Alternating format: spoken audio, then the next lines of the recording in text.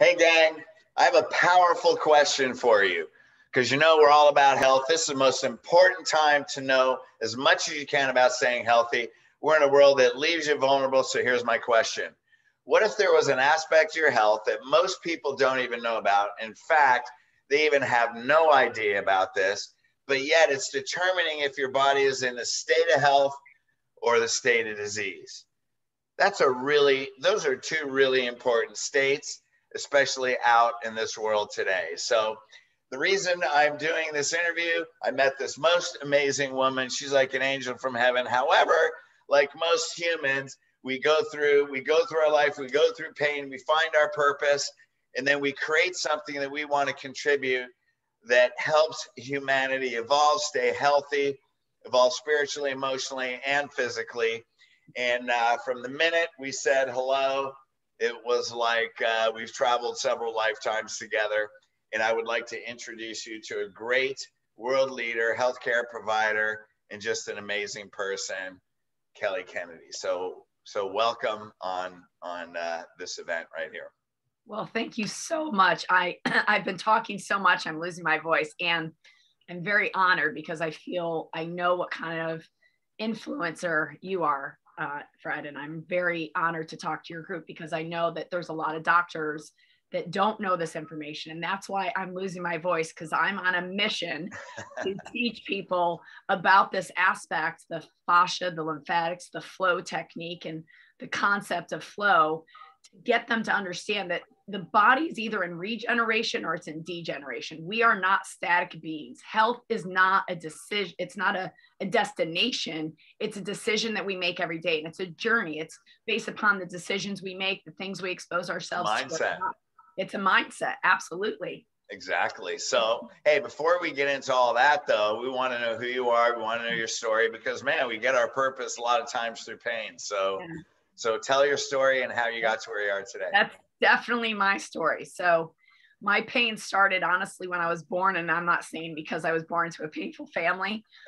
And my father was diagnosed with Hodgkin's disease before I was born. So in the course of the years that he lived till I was 20. He dealt with cancer 7 or 8 times. He had multiple other health issues, blood clots in the lungs. He had a couple strokes. And by the time he was 55, he died in a hospital bed as a complication of pneumonia. Okay, I have a question. Yeah. So what was it like when your dad, he's bad, basically he could die any day sometimes. He probably had times of remission. What was that like growing up as a child like that? Well, thank you for asking that, because that's what put me on the mission last March. I felt just like everybody felt last March. Am I going to get it? If I get it, am I going to die? And how do I prevent from getting it? But the answer wasn't COVID, it was cancer. I had no idea how, they didn't know at that time if Hodgkin's was genetic or not. I had an older biological brother and myself, and I just sat there going, is this going to be my life? How do I not get this? It was horrible living up. My parents loved me. We had a loving home, but there was this level of fear all the time for me of like, am I going to get sick and die? And I remember when I was like 10 or 11 years old, my father was a very giving man. He was very nurturing to the community that had cancer. He'd go and talk to other people that had cancer as a point of inspiration, because you're right. He'd been given 3 months to live a couple different times in my life. And he still lived till I was 20 and didn't die from cancer. He died from complications of a couple strokes. But it was really eye-opening. The one particular time I remember, this kid was maybe 10 years old, completely bald from chemo. And my father was over trying to console the family, letting them know that he had to live every day for today. It was all about mindset. He was actually in the Dale Carnegie training of life. I didn't know that until after he passed. But it was very, while we had a very fun life, there was a level of seriousness in our life that was always there. I never knew if he was not going to be there. We never took vacations. He worked all the time when he wasn't. Tons of uncertainty. Tons of uncertainty. Which is what we're going through today. We're hearing, sorry to interrupt, but just to relate that with COVID, right? I mean, there was this nurse in New Jersey, school nurse, and she saw the whole psychology and the fear of the kids wearing masks, and how they're sitting there not only getting sick wearing masks, but if they forgot their mask, they're in fear. They're in fear that they're going to die. And anyway, she decided, you know what? I'm not wearing a mask. I'm not doing this anymore. Just like you, where you just make that decision one day, I'm going to find out. And then she got fired. So the whole point being is there's many kids living like you grew up, but that was very impactful. It was, and it caused me to want to find a journey. I wanted to become a doctor because I figured, selfishly, if I could become a doctor, maybe I can figure out how to not get cancer. And then within 1 year of being at Cornell University, I was in a horrible car accident. And I was left with some very serious physical ailments that they basically told me to manage my pain. I have a 12-inch scar on my head. I was scalped. I had a couple of compressed vertebrae. I lost about 2.5 inches in height, and I lacerated my spleen. And I'm very thankful to be alive. I'm very thankful to God for the fact that there was an EMT with a cell phone in the car behind us in 1994 that was right there on the scene. That's a God thing. Actually, wrapping my head and stabilizing my neck until the ambulance got there. I mean, total, like 1993, who had a cell phone in their car and an EMT driving to Florida. Yeah, so, that's a God thing. Yeah, totally. And it was in upstate New York, like cow country, weathered. It was December. And it was truly a weather situation that happened. And my father had a stroke a month later. 5 months later, I went home for the summer to try to help take care of my dad. And he had a second stroke when I was with him. And I remember going into the hospital every single weekend, helping clean out his mouth because he, suction his mouth because he couldn't swallow. And I remember this nurse pulling me into the hallway because I was hitting the button like, you guys aren't cleaning out his mouth. You're not, turning him over in the bed. He's getting all these bed sores. And the nurse pulled me out in the room and said, listen, honey, I'll never forget it. Listen, honey. That's why I don't like anybody call me honey to this day, I'm sure. Listen, honey, you just got to get a grip. Your father's going to die. And listen, I was pissed because I was like, you don't know my father. You don't know who he is. And he had lived through so many things. He was already a medical miracle at that point. They didn't understand why he was still alive. And I now understand that the reason he was alive because of the prayer that my mother and my family did every single day. They prayed for him. And I understand the power of prayer now. But when he finally did die, I was relieved. There was a sense of relief because I was watching him suffer. I was the last one that got to hear his voice that day that he had that second stroke. He never got to speak again. And he laid in a bed for 5 months and was dead at 55. I was now living on painkillers and muscle relaxers from the car accident, managing a lot of it with marijuana because the painkillers and muscle relaxers weren't helping. And now I was dealing with my dad's death while I was taking medical ethics, while I was taking, do you believe in God or do you believe in evolution? While I was taking all these subjects, endocrinology, biochemistry. And I literally went to my school, to Cornell, and I was like, I'm done. I don't want to be in medicine. This isn't it. They're telling me to just manage my pain, and they manage my father's illness, and he's 55 and dead. So this isn't working for me. So I got my degree. My counselor was smart enough to make sure that I stayed in biology and continued on that track and said, just get your degree in biology. You'll figure it out. And through that course of time, I was introduced to this medicine about 6 months before I graduated college. When I say this medicine, I mean bioregulatory biological medicine, which is a foundational medicine in a lot of the German-speaking countries and in Switzerland, of which I've studied for the last 15 years. And the reason it happened was because I was just on a hunt. I went to every neurologist, orthopedic specialist, acupuncturist, Reiki specialist, hypnotherapist. I don't care what you had. What you gonna give me to get out of my pain? I'm in. You want me to eat frozen peas and raisins? I'm in. I literally had somebody tell me to eat frozen peas and raisins, and I walked around campus eating it. I would try anything. Then I ended up in a company in sales, sucking wind. I'm a little bit better now, but I didn't have this voice then. I didn't know how to speak intelligently. I had a lot of low self-esteem issues. But this gentleman helped me with an emotional technique, which I'm sure a lot of the docs are familiar with, under emotional release technique that's non-invasive, just releasing it from my body. And I went to him for money. I wanted to make more money in what I was doing. And when I did, when a few weeks time, I came back and said, so do you handle pain? He's like, oh yeah. So we do a session, and hand to God, a week later, I came back to his office and said, what did you do to me? I don't understand. I don't feel it. Like I'm like, where is the pain? Where is the stabbing? Where's the throb? Where is the constant fear that somebody's going to touch me and I'm not going to be able to stand up? Where is the fear that I don't want to be 30 because I was 23 and felt like I was 90? Where did it all go? You know what his answer was? Energy. And I go, what? What are you talking about? I go, what the hell is energy? I actually didn't say what the hell. I said something else. I said, what is energy? And he goes, cool, huh? And Fred, and that's what I'm saying. He's so like you, like he's just Mr. Zen. Like that was a completely satisfactory answer for him. And I was completely the opposite. I was like, well, I don't know what that means, but I know this. I'm not leaving your side until I figure out that, because I'm never letting this pain come back. And that became my mission. That was the first opportunity for me to ever think about mindset and goal setting. I was introduced to him with a company that did that as well. And I was able to set some goals, and I set some pretty big goals.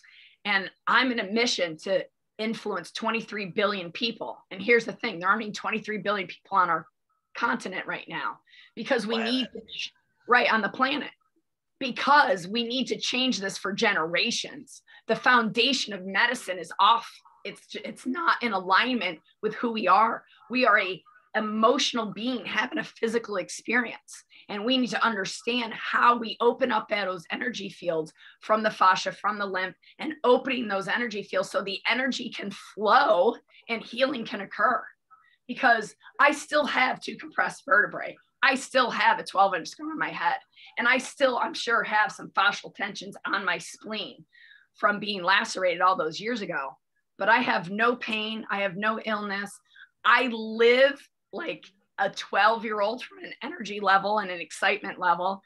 And when COVID hit, honestly, at first I was like excited because I could get a couple of weeks of vacation without a client in the office. And I was like, oh, I'm going to get caught up. This is going to be great.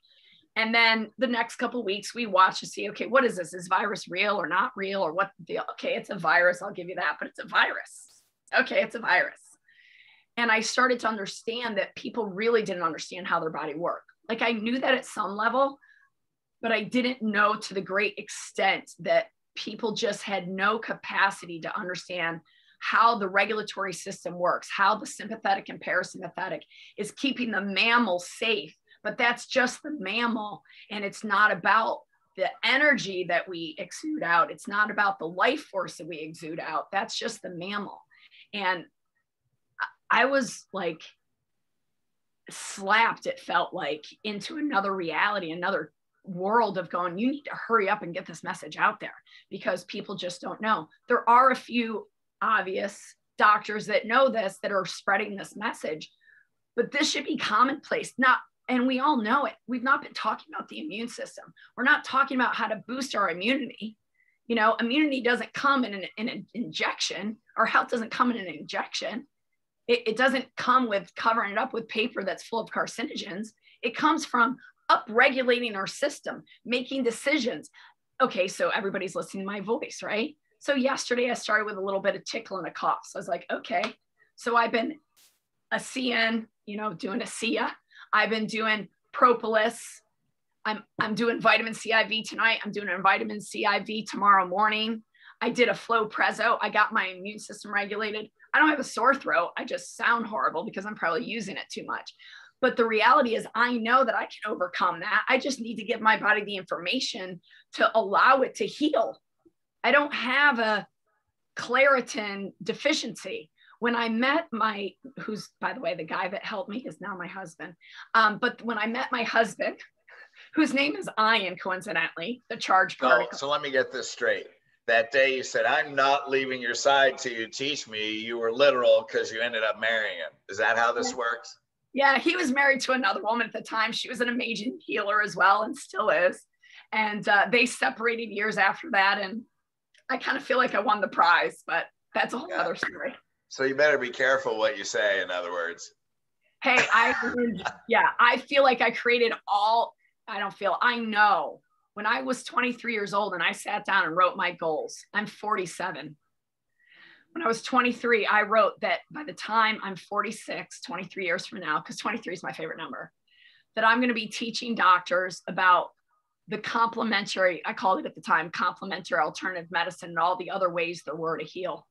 that I wrote out those goals that were so lofty that I would be standing on stages teaching doctors.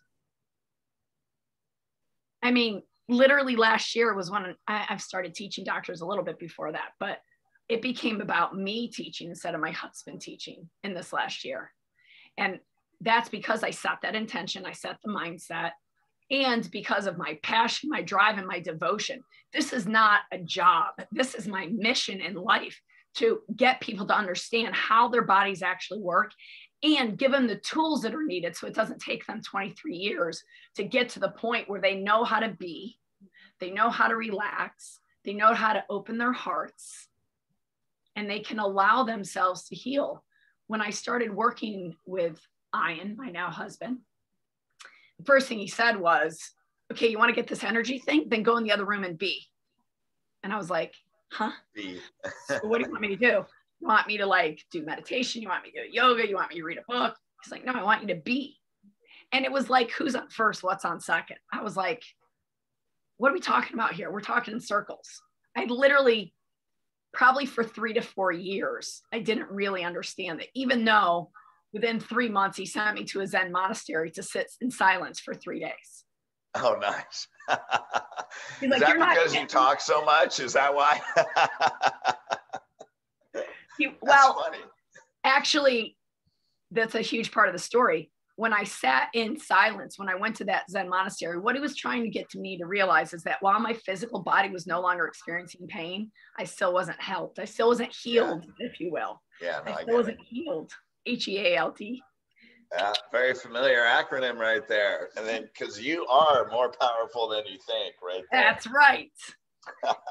And what he wanted me to go there and realize is that when I sat still in silence, all my pain came back.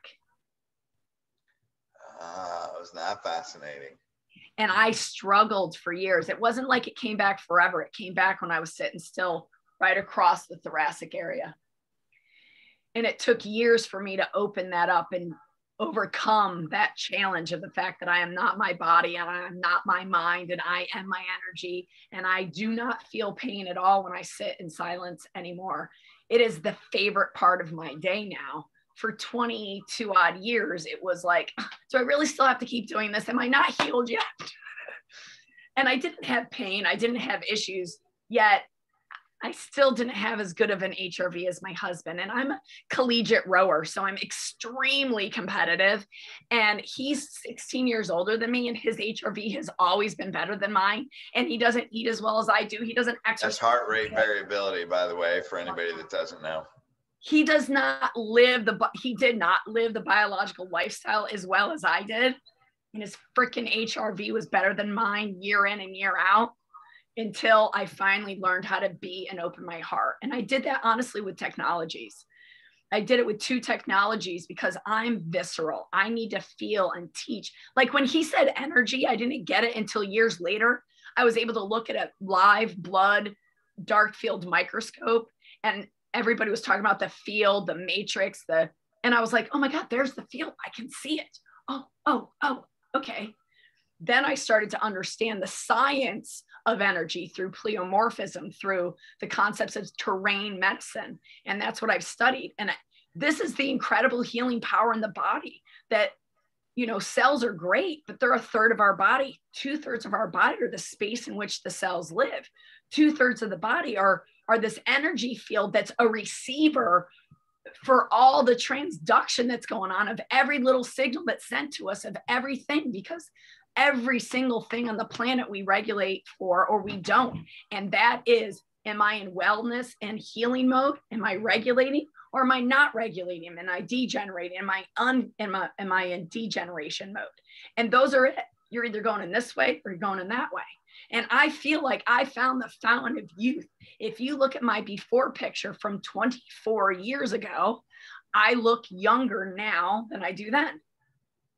But, I do things like wear blue blockers, and I make sure that I don't have iPhone watches on, and I make sure that I don't sleep among Wi-Fi, and I eat really well, and I'm on a fast right now. Why? Well, because my body's dealing with something. It doesn't need to be entertained with food.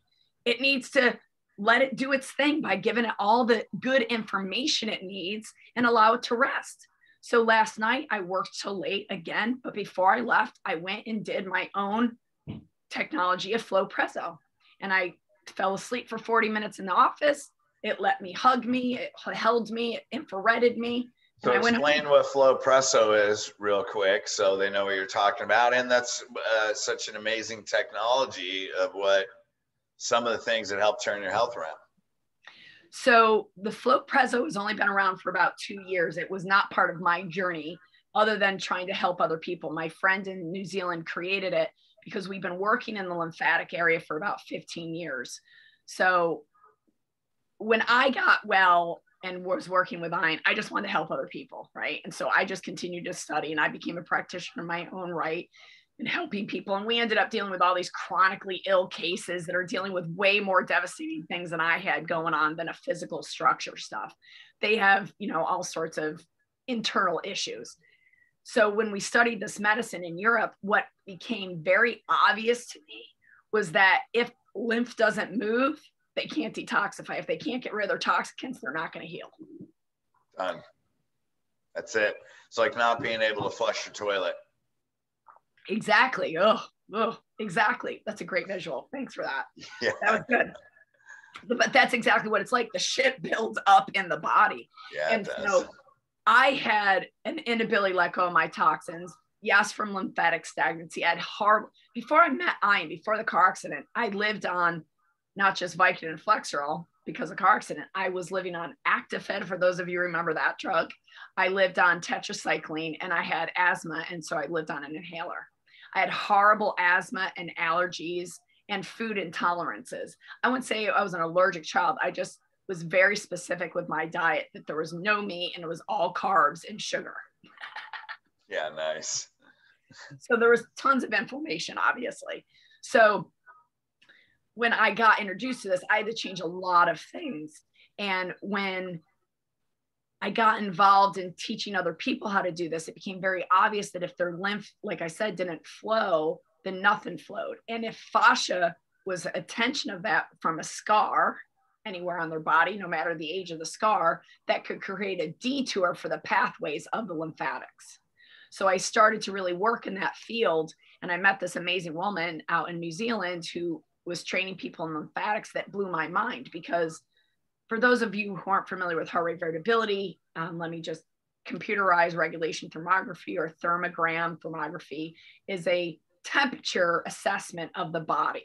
And I've been trained and skilled in this for about 15 years. And when you learn that if the second point that you read of temperature is warmer here, then you start all therapy in the head on the right side. If the second temperature of this point right here is warmer, then you start all therapy in the body. This is 128 points of temperature I take on the body. You cool off, you come back, we take all 128 points again.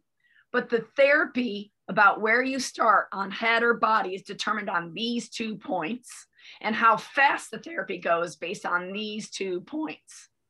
These are the most important lymphatic points in your body because your lymph is your toxic waste dump. So as I started working with this piece of equipment and to test people out, it was very obvious that everybody had jacked up lymphatics. They'd come to me and be like, oh, I got all my amalgams out, but I can't detoxify. Everything I take makes me feel worse. Or I can't get pregnant. And well, yeah, your lymph is all jacked up. Or I've got IBS, or I've got cancer, whatever. And everybody, we could help them in lots of ways, but the lymph was a struggle. Dry brushing, rebounding, yoga upside down, still not huge. Yoga upside down. Just not huge needle shifting. Yeah. And then I started to work on the manual technique, not the Vader technique, but the flow technique, which is fascia lymph overall wellness, where it's manual stimulation of the lymphatics in all the lymph node areas and then opening up the fascia. And I started to see huge shifts in my client base. And that became, oh, this turns on the regulation. This turns on their parasympathetics in addition to all that. And it helps their lymphatic flow. So just for the audience sake, we say all kinds of changes real quick and we'll wrap this up. What kind of changes did you see? People would come in with what conditions? You would deal with you'd help their lymphatic flow again. And then what would you see? Clears up constipation. clears up anxiety, headaches, allergies, rashes. I mean, those are like the top. Oh, infertility. Yeah. Oh, thank you for bringing that up. That's a side effect of lymph. You become more fertile. It's not my kid, it's yours. So I don't want to hear about it. I mean, women that have been in menopause for 5 or 6 years will get 1 or 2 bleed through cycles, because that's another area that the body drains out your toxic load is through blood. And well, for women, with blood. So it's, working your lymphatics, hormonal issues, irregular cycles, anything going on with your cycle, move your lymphatics. 1 month after my car accident, I started getting ovarian cysts that burst. I had 30 ovarian cysts burst on me in 10 years. That was the one symptom before I found real biological medicine that I couldn't figure out. And that stopped the minute I addressed my scar and opened up my fascia, and it healed this scar. And I've never had an ovarian cyst burst now in 15 years, 16 years. Okay, so basically I've had some traumas, got a few scars, a couple of hernia surgeries, ACL reconstruction, a bunch of bangs on my head trauma. Is this you personally? Oh yeah. So I'm coming out to see you in the first weekend of June. Yeah, so that means I won't be ADD anymore? Is that what you're saying? No, I'm just kidding. I kind of like ADD. So, but anyway, the bottom line is, so when you combine these two, it's like trauma to the body. Because I know that was one of the things when I got ACL reconstruction. I had that scar. First thing I did was go to an acupuncturist, man, to reconnect the meridian. So you have trauma, man, you block energy right there. That's what you said. We're energetic beings. So trauma in those fibrotic places, whether they're in, we don't even realize fibrosis going on in the organs, in liver and in other organs that are major energy, and not only energy blocks, but disease causing problems. I mean, when you can get rid of those and then get your lymph system working, you literally become a new person. And these are two areas that healthcare providers don't talk about, even the natural ones. Yep. It's the most underrated system in the body is the lymphatics and the fascia. Yeah. The fascia is your antenna, and it's sending out signals. But if it's got all these cracks in it, what are the signals that it's sending out? And it really improves sleep. I can't believe I didn't mention that, because it's the sleep machine. I mean, we're good friends with Dr. Pompa. He calls it the sleep machine because he comes to our office and sleeps around, because everything we do is to get the body to go into that deep parasympathetic state, that deep healing state, and allowing the body to do its work. And that's what I was so excited about with Flow Prezzo, is that it was a struggle for me to relax. It was a struggle for me to shut my mouth and calm down and be silent. Flow Prezzo is not a struggle for me. I am wrapped up like a burrito, heated up like I'm in a sauna, the little microcirculation at my thoracics to help my emotional body open up. And I am in a cloud of la la land for 40 to 45 minutes. When I come back out of it, I'm rejuvenated and ready to go. And I sleep better. It helps with both, because there's a couple different programs about more of like recovery versus sport recovery, wellness. So there's a little bit ways to drive it, just like any car. You can drive it 20 miles an hour to the store. You can drive it on the freeway at 180 miles an hour. It definitely is a Ferrari, the Flow Prezzo, no doubt about it. So you want to go slow if it's new for you, but they're only meant for practitioners because of that. Like, you've got to be skilled and learn how to use this, because I'm not giving the keys to a Ferrari to the average person who's got chronic illness that doesn't know how to use it, because they will crash into a tree. Because if you don't know, you got to go slow. There's a huge art to working the lymphatics and the fascia, and it's called flow. There you go. So how do people get a hold of you if they want more information on this, whether it's coaching, whether it's just information on the products, or just to build a relationship with you? How do they get a hold of you? So we have a couple websites. The first one is Not Meds Global, NOTMEDS Global. That stands for Naturally Oriented Therapist, Medically Enlightened Doctors and Specialists, because we are a group of individuals that I also interview on my podcast called The Beats with Kelly Kennedy, which you can listen to anywhere where you hear podcasts. I spell it Beats, like Beats of the Heart. B-E-A-T-S. Okay. The Beats, B-E-A-T-S. Yep, with Kelly Kennedy, because it's all about the heart, right, Fred? It's all about the heart. So we open up the lymphatics for the point of us opening up the heart. So the Flow Preso, all the information's on there as well on Not Meds and a couple other piece of equipment and products that I represent. And then they can find me on my podcast. And then our center is thetruewellnesscenter.com. TRUE wellnesscenter.com. Thetruewellnesscenter.com. Cool. Well, any final words you want to share with the listeners, viewers? Your emotions only move when you move. Toxins only move with you when you move. Get up and move. Move, and stay in the flow of life. There you go. Very profound. So thank you for spending time with us. Gang, just for the people that are watching this, you know, my purpose is to bring amazing people to you that you might not come in contact with. Kelly is certainly one of them. And thank you so much for sharing your story, your purpose, in a way that we can all take responsibility for our health and do something that can get us to a greater level and create this new world. Yes, thank you. Amen. Amen. All right, hang on.